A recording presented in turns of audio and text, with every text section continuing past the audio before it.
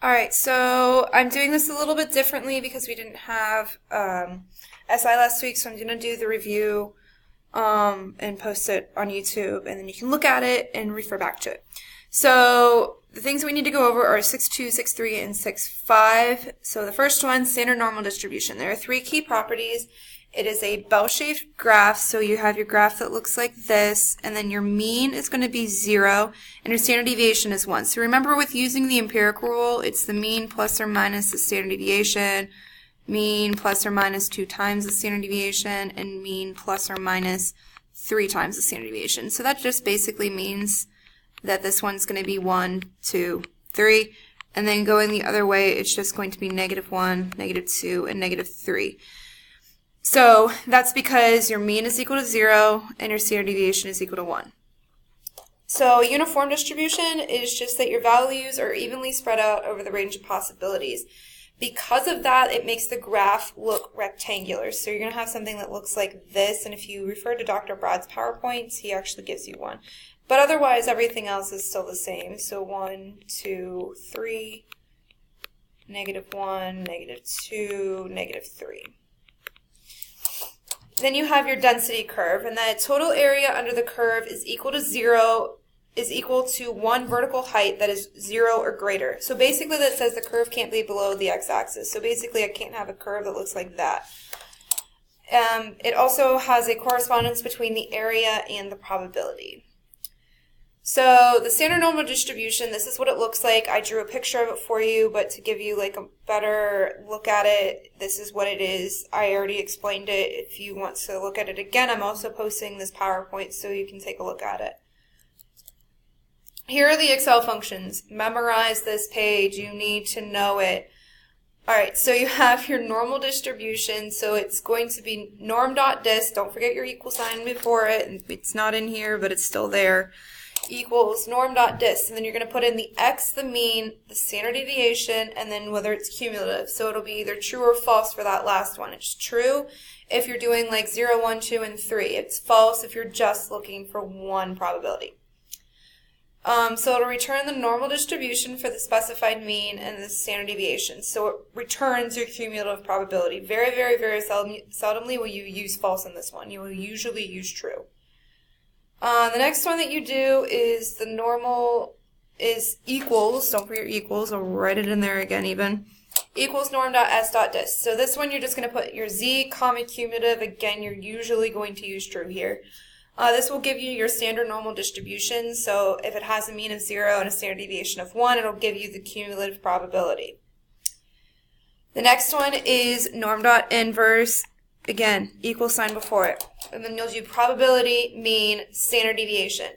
This returns the inverse of the normal cumulative. So basically it does the opposite of the one that we just talked about, either of them really. And it gives it to you for a specific mean and standard deviation. So basically instead of giving you the probability, it's giving you what x would be. Next thing is some definitions. So for the standard normal distribution, a critical value is a z-score separating the unlikely values to the likely values. So what is likely versus what is not likely. The next thing is that we're going to talk about is find the value of z sub 0.025. And I kind of skipped over this in the last one, so we'll go back. So notation, the expression of z sub alpha denotes the z-score with an area to its right. So alpha means to its right. So basically if we have this, if I say z sub 0.025 like it just was, to the right means this part over here. This is the left.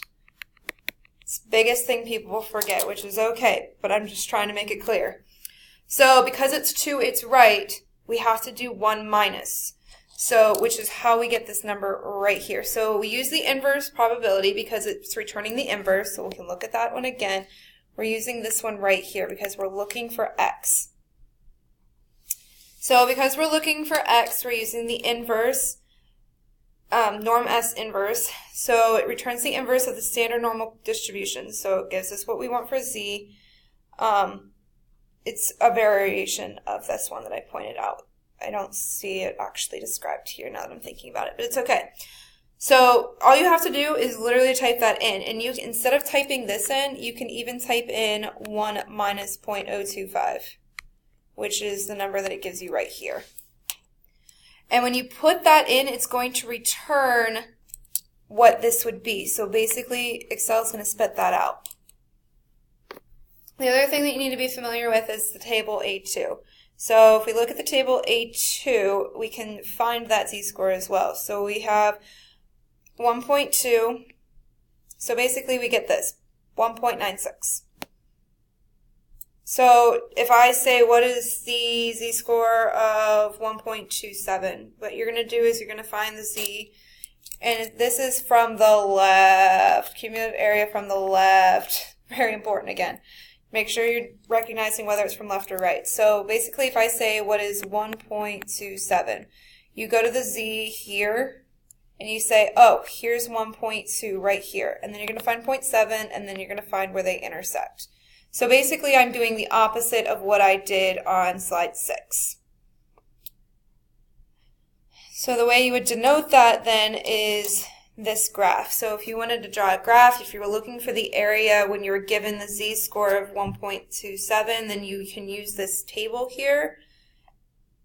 And then you can say that the area is that value that we found here. We've already gone over this formula, but remember it, you actually need this formula. This is one you should have memorized. It's not a hard formula. It's x minus the mean divided by the standard deviation. I can write this way too. Z equals x minus the mean divided by the standard deviation. This is just another way to denote it. This is just saying x, and instead of writing it with an x here, this is standard. They're both standard normal distributions, but this one is using an x value here, and this one, you're converting to a standard normal distribution. So this is like if you're given an x value and you have the probability on the inside, and you have a different mean that's not 0 there. If you want to convert it to, then just use the z-score formula. So this x value will go right there for this x here, and exchange it for that value there. See all the difference. It's really kind of simple. One change, one formula. A formula that you are going to use more than just this one time. So memorize it. I highly suggest memorizing that formula.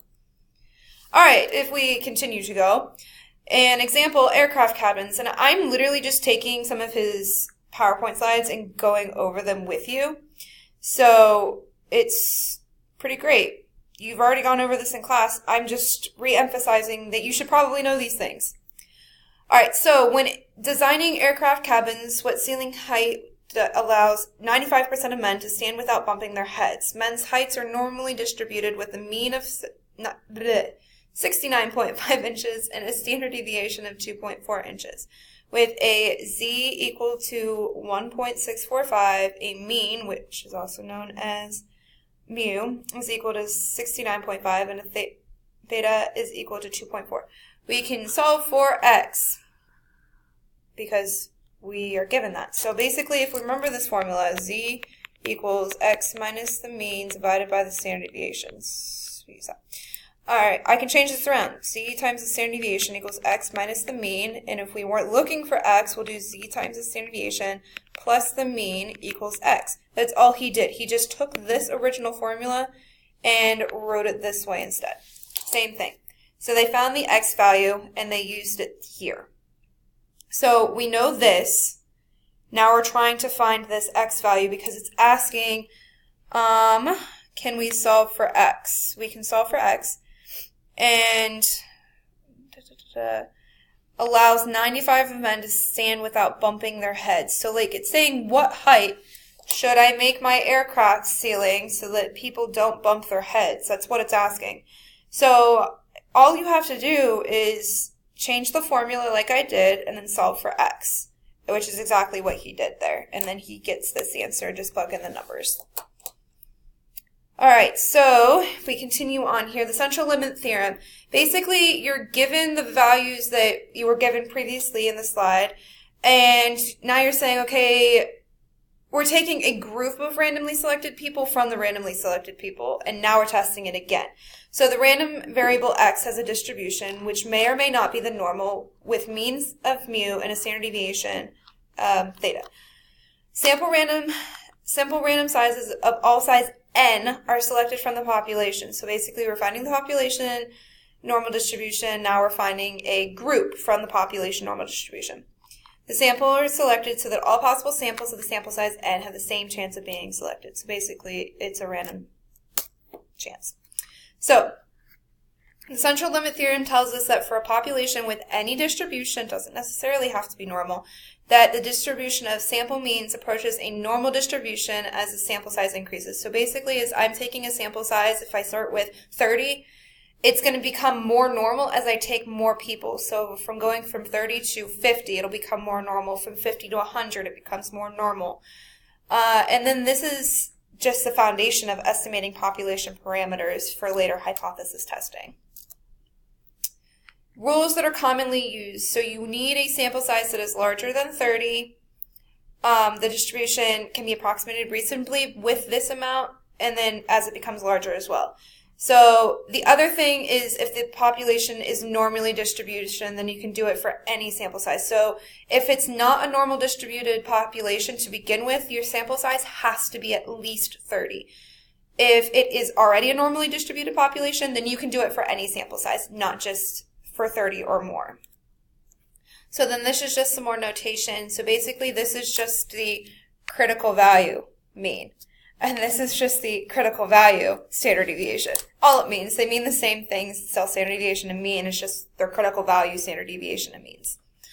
So if we go on to this example, so the elevators, you have a probability that one randomly selected male has a weight greater than 156.25. Use the method presented in 6.3, then we can convert to a z-score. So using the table that it gives you, so we can actually go back because I have this table right here. So if you're looking at this in the PowerPoint while I'm talking about it, you can go back to that table. We convert the z-score. So find the z-score, that's all we did there. Let's see here. So I kind of didn't give you a little bit of the information. I gave it to you in this here. So your mean is down here. And that goes in there. They use this here for your x, and it gives you your standard deviation right there. And then they just computed the z-score. So then you use the table to find the area to the right. Or you can use Excel. Excel always calculates from the left. Just remember that. Always calculates from the left. So you need to remember to do 1 minus. So because we're looking for the right, we have to use this 1 minus in front for either of these. So you can use either of those formulas there. They both work. They both spit out the probability, and you can read it right there. Returns cumulative probability, returns cumulative probability, if you don't believe me. So that's how you would do it. There is another example in here, and then another example connected to that example with how to do the critical value part of it. So basically, the mean stays the same. 162.9, 162.9. Sometimes the mean will change, very seldomly, but it stays the same in this case. So the mean is the same. You have to change. Actually, it always stays the same now that I'm thinking about it because it says it right there. The mean is the same thing.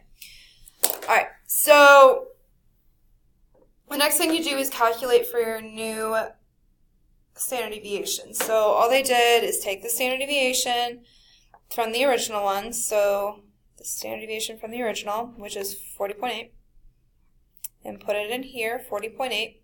Divided it by n because it's a sample of 16. So we can do that, and we're assuming that it's a normal standard distribution to be normal. So we can do this. So it's allowed to be less than 30 because it's a normal distribution. So we solve for that, and we get 10.2. So then we need to resolve for the z-score. This z-score formula is not different. It's the same z-score formula we've been using this entire time. So once you do that, then you get what we're looking for right here. So we're looking for this probability in this green area there, and you find it by using the chart, or you can find it by using the Excel formulas that we talked about earlier. So that is pretty much this section. That is this section. That's what you've been doing in class the last week since you've